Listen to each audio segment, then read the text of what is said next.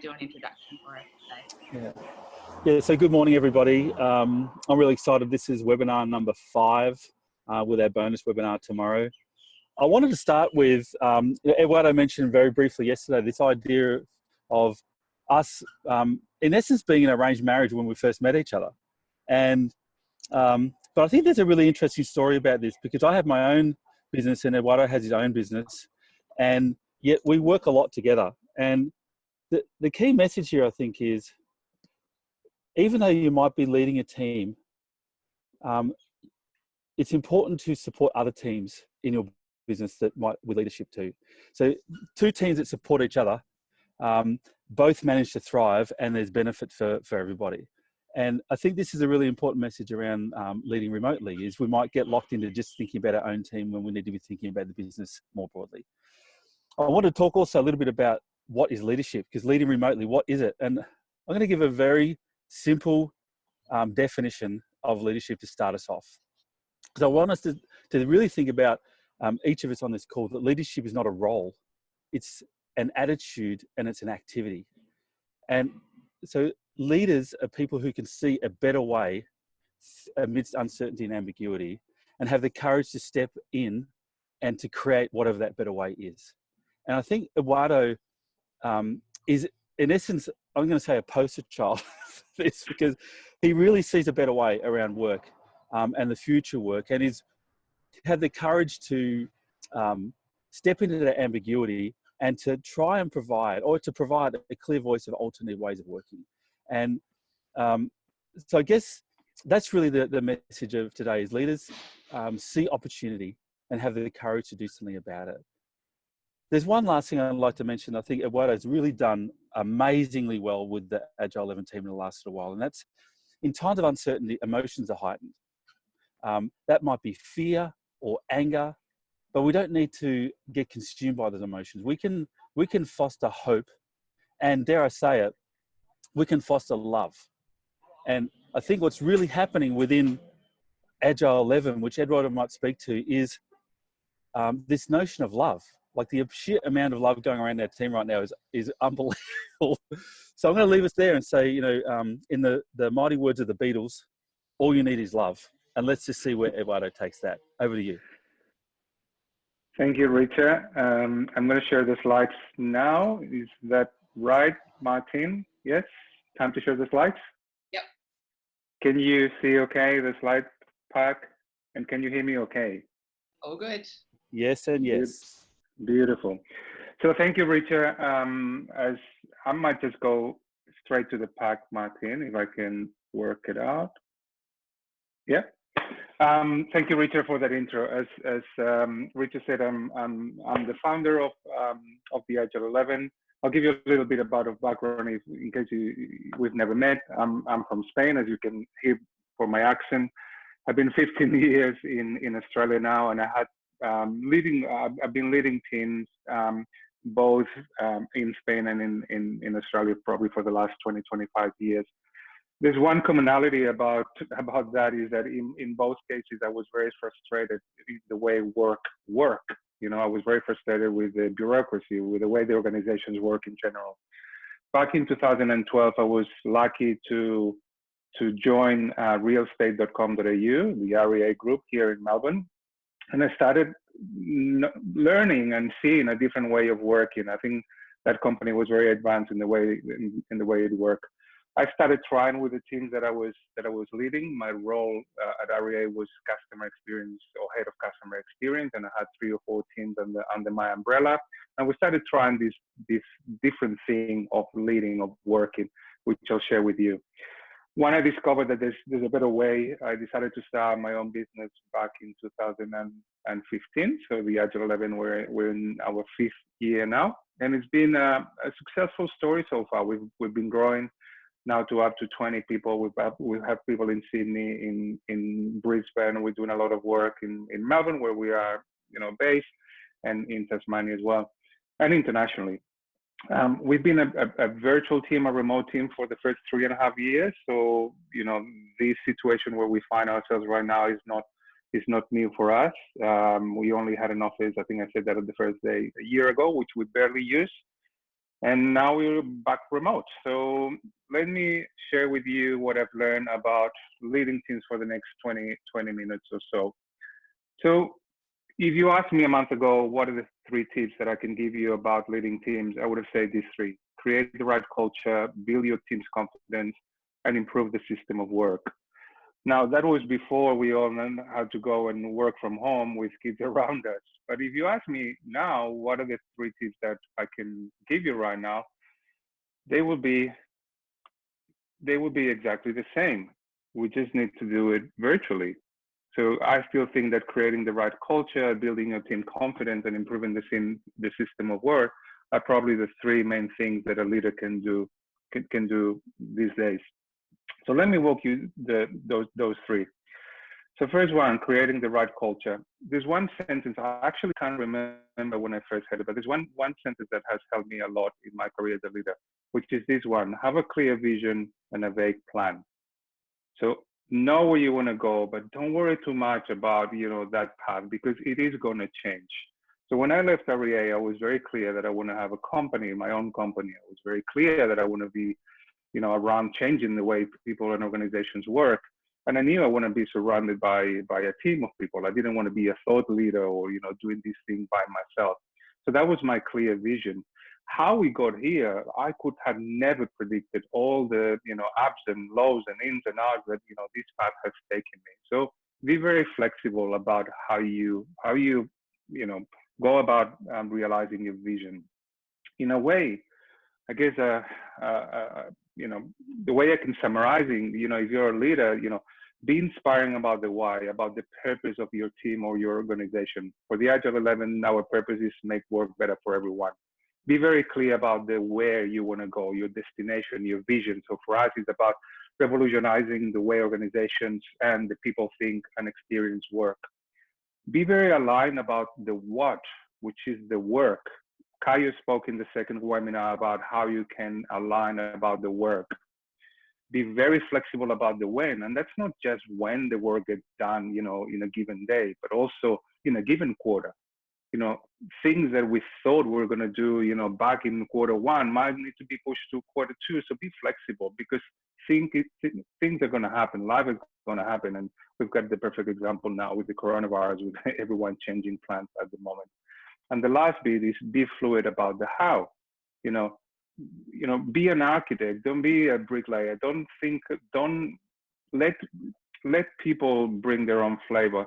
I'll give you an example of that. The last 2 webinars, the one we had yesterday and the one we had on Monday, the first time I saw the pack was when they were presenting, when Bia and Richard and Joe were presenting. So we knew what we want to do, but I didn't mind how they were going to present those packs.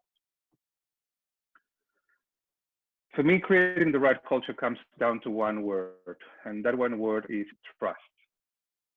And trust is not a one-way thing. It's a mutual thing. People think that trust is as a leader, I need to trust my team. No, they need to trust you as well. Trust is not a one-way relationship. It's a two-way relationship. I want to show you an example, and we'll share the pack, and you can read it. This came up in the website of the Corporate Rebels, a great company to follow as well if you don't know them. But they put 2 examples from this week of 2 emails that 2 leaders put to their team about the coronavirus crisis. On the left-hand side, you will see is a leader telling them exactly what they need to do. You need to, make sure you're readily accessible, your phones ring and turn on, blah, blah, blah. On the right-hand side of your screen, you'll see Basecamp's founder, Jason Pye, how he talked to his team and how he says things like, work should give, work will give, family is first, do work when you can, don't worry about it. So very 2 different ways of approaching this crisis. So we talk about trust. So what's the most important thing to create trust within a team? Well, if you want to create trust, you're going to need to be vulnerable. And there's a lot of literature about vulnerability. And you probably have heard of Brené Brown, and if you haven't, I encourage you to look at her talk or her books. But vulnerability is not a weakness. It's also about not winning or losing. And it's definitely not about oversharing. You know, being a leader is not about oversharing. It's not about, you know, going to the office or now to the virtual office and saying, I had a really rough night last night with my partner, and, you know, sharing that, or shit, I'm scared that we're going to lose all the clients. And, you know, that's not being vulnerable. Being vulnerable is to have the courage to show up and be seen when we have no control over the outcome. Have the courage to show up and be seen when we have no control over the outcome. I have not known another time where this is more true than right now. We don't know what's going to happen. The government doesn't know. We as leaders don't know. We as companies, we don't know what's going to happen. So having the courage to show up and be seen when we don't know what the outcome is. I'm going to give you a couple of tips if this remote leading is new for you. Make sure you use the right communication medium depending on the impact that you want to create. So if you don't want to have any impact, send an email. That's probably my advice. And then go up. You know, you might send a Slack message or a daily wrap-up message, or use your weekly video check-ins. We talk about this in the webinar, how we do our weekly video check-ins. Or if you want to have bigger impact, make a phone call, or even more, have a direct video call with 1 or 2 or 3 people about it. In there, what Eduardo does is maybe it gets to 3 messages on Slack, and his next message is Zoom ? And next thing you know, we're all looking at each other. So that's how we communicate with each other. The other thing I want to share is maybe think about your leadership style in terms of crisis like this one. So as the crisis goes up, and we are in a crisis, there's no doubt about that, maybe it's time to be more present, more direct, and more communicative with your team. And if things are normal, maybe you want to be less present or less direct or less, less in your team's face. But in both cases, be equally vulnerable and be equally brave and equally caring and personable and warm. You don't need, to change any of that because we are under the palm, or we are in crisis at the moment. Joe and Richard talked yesterday about creating shared meaningful work and moments. This is the perfect opportunity to create shared meaningful work and moments with your teams. I'm going to give you 2 examples. One is this series of webinars. So as I said on the first day, this came up on March 13, about 2 weeks ago now, when we got together and said, hey, this is what's happening. We need to do something for the community. And we decided to create these daily webinars, these 5 series of webinars. We didn't have this. We've created it in 2 weeks. But I think the most important thing is that has created a sense of purpose to the team, not just because what we're doing for the community, but what we're doing internally. We haven't had time to think about how crazy things are out there because we've been putting this together.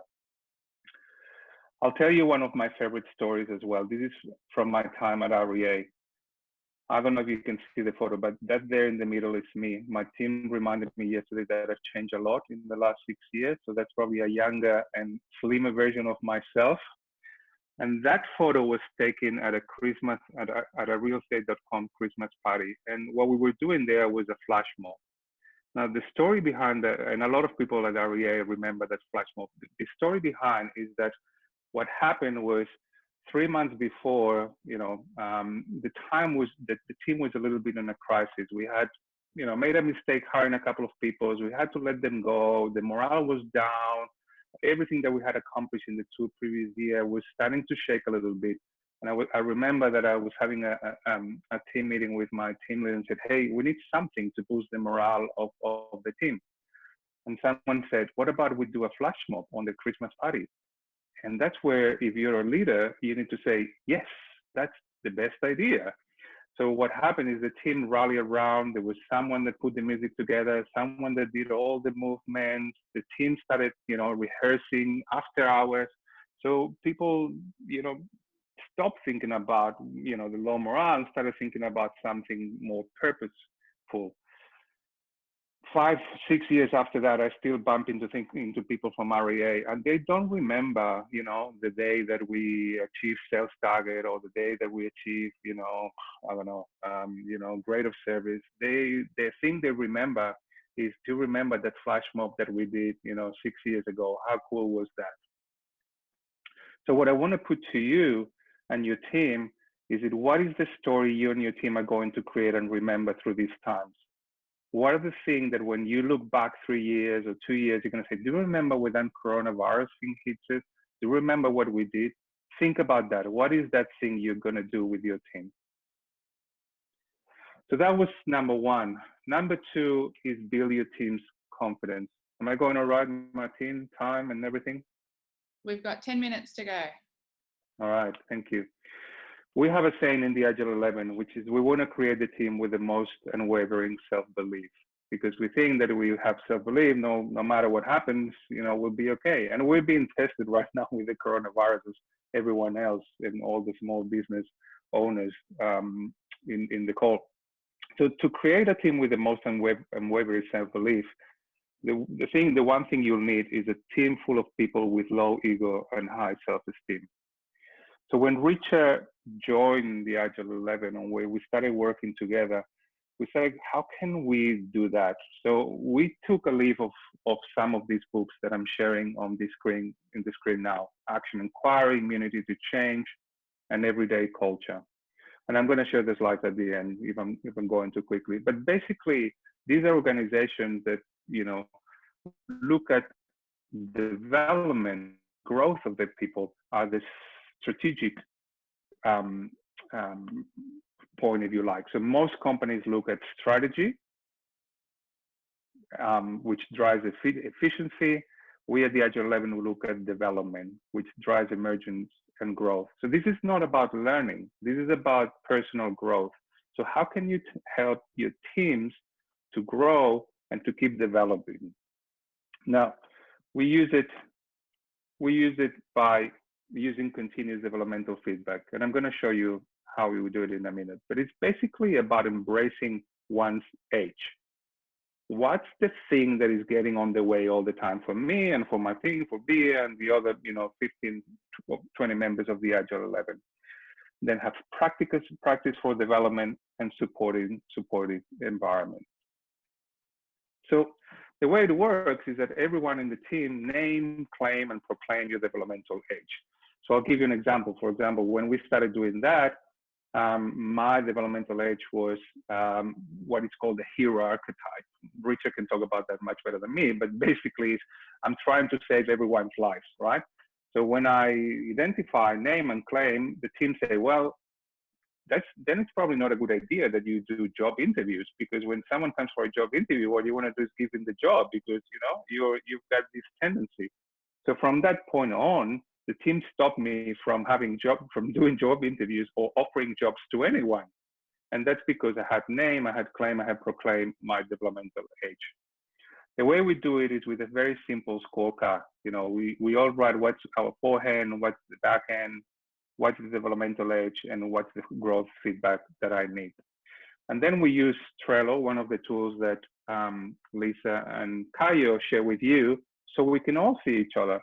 Now, this is not a dummy Trello. I'm about to show you the developmental age Trello board from the Agile 11. So you'll see names and you'll see the things they're working on. So let me see if I can smoothly change screens.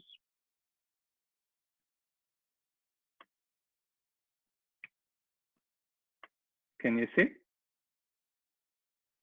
So here you've got the people and the things that they're working on. And you can see that these are not learning or training things. Having the courage to share what I believe and lead. Be open to receive what others offer through the relationship. Have a good relationship with uncertainty. Bring in my whole real self to all situations. Letting go of my achievement orientation to see what else is possible. So we all can see what everyone is working on. And what we do is, you can see we've got a buddy system where we have, a weekly conversation with our buddy to see what this has shown up and how are we going about it.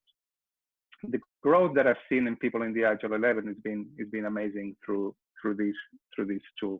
And it's something you can do with your teams quite easily.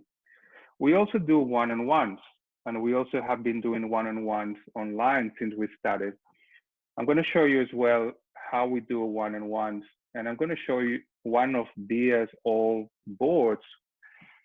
We do one-on-ones using a tool called OKRs, Objectives and Key Results.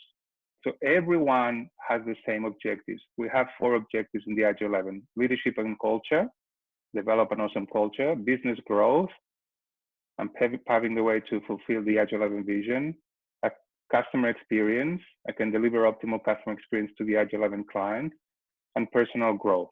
I'm the best person I can be. So everyone has the same objectives, and then everyone has different key results, things they're working on a quarter. So in this case, Dia was working on, have a growth plan in Australia and overseas, or put her well-being as a priority this quarter. And then we'll have monthly meetings where we'll say, hey, how are you doing with this? Well, I think I need help, or it's moving slowly, or it's moving nicely, or, whatever. We'll go through all the ones. And then we'll have actions and things that we need to focus for next month. So in her case, she wanted to do meditation 3 times a week, or she wanted to shadow Lisa to gain confidence with tech teams. So this is how you can do still one-on-one with your teams. So that was number 2, how to build confidence with your team. We have number 3. Come in that like it's about development and growth, and maybe Eduardo or Richard can answer about how we can create a different development and growth culture in your team when the organisation has a culture based on strategy and efficiency. I'm responding to that right now, okay. Eduardo. Yep. So you're responding on the chat? I'm responding on the chat now. Great.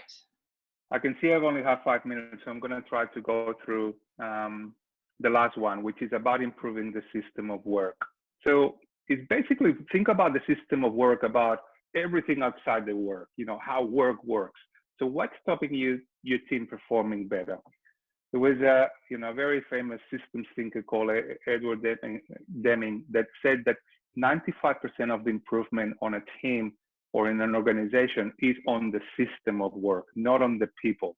And we keep putting these processes about, making sure people, do this better, or, and it's usually the way work works that's not working. So Deming was a systems thinker.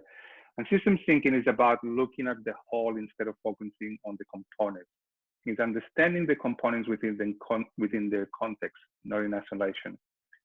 Paying attention to the interactions between components and seeing cycles instead of a linear cause and effect. I'm going to give you an example, and maybe this slide explains it better. So there is 5 levels, that you can see: events, patterns, system, mental models, and purpose vision. And there's different ways you can action those. So let's say a sales team that does not hit the target for a month, that's the event. And then at the first level, the sales manager might send an email to everyone saying, hey, we need to sell more, we need to work harder. That's a reactive sort of, action. Then we have 3 months where we haven't hit target, and we go, wow, maybe we need to look at, training. The guy still needs more training. So that will be the next level. But if we go up a level, we might see that perhaps the reason why not hitting target is because, the team has individual KPIs rather than team KPIs, and therefore they're not collaborating with each other. So then we need to change our mental model about sales. And maybe we need to say, well, what about if we had a team target? And the last one is, what's the purpose of the team, which then, sort of eliminates most of those structures. Hopefully this example helps that, as a leader, don't stay with the event, don't get reactive, but look at the system as a whole. So what's stopping your team from performing better? Is it the way you structure? Is it the way you manage change? Is it the way you manage risk? Is it your approvals process? Is it your governance structures? Is it your feedback loops? Is it your strategy, your budgeting process, operating rhythm, targets and KPIs, technology and tools, decision-making, processes, policies, the way you recruit, the way you measure things? So if this slide is making you feel overwhelmed, that's what I was trying to do, because probably it's a little bit of everything that what's stopping your team performing better. Maybe it's a little bit of all these things. What you need to do, you can't fix them all at once. It's maybe rank them, work with your team, ask them, what is the thing that's stopping you from working better? I'm going to give you another way you could look at it. Maybe you can use a matrix. I've used one here as an example where I have control at the bottom, difficulty on the left. So something that you don't have a lot of control and something that is maybe not very difficult, that's what you will call quick wins that you can do with your team. Something that you have control, but a bit more difficult, you can call team projects. Less control and less difficult, this could be a collaborative project with the organization, and something very difficult and no control, maybe something you don't want to do now. So then you can start plotting, all those things and start looking at what are the things that you can improve with the system. It's 9:29. I did have a story to tell you about system thinking, which is how we transform the contact center at REA. And it was looking not at the usual patterns that you get, on a contact center, but looking at it differently. I'm not going to go into it because I don't want to run out of time. But what I'll do is we'll put a link on the slides where we'll tell the story on how we did it back in 2014. So the last final thought I want to leave you with: if you're a leader, be gentle with yourself. Right now, we're going through unprecedented times. The uncertainty we're going through is huge. We don't know what's going to happen. I know Cassandra Goodman talked about well-being and sleeping and not drinking on Monday. You know what? It's okay if you have a glass of wine after every day these days, because things are not easy. So first thing to remember, be gentle with yourself, and